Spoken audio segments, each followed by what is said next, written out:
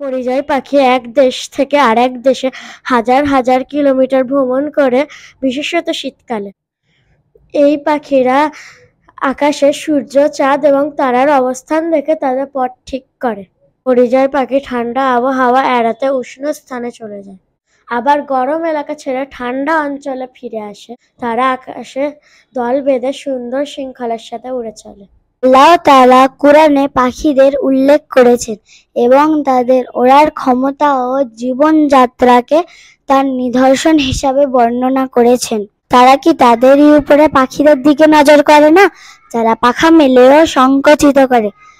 তাদের তো শুধু দয়াময় আল্লাহ ধরে রাখেন। সূরা আল মুলক। পরিযায়ী পাখিদের ভ্রমণ আল্লাহর সৃষ্টি ও ব্যবস্থাপনার নিদর্শন। তারা আমাদের শেখায় যে আল্লাহ প্রতিটি সৃষ্টিকে সঠিক নির্দেশনা দিয়েছেন। আল্লাহ সব প্রাণীর রিজিকের ব্যবস্থা করেন। প্রকৃতির এই বৈচিত্র্য আল্লাহর কুদরতের প্রমাণ।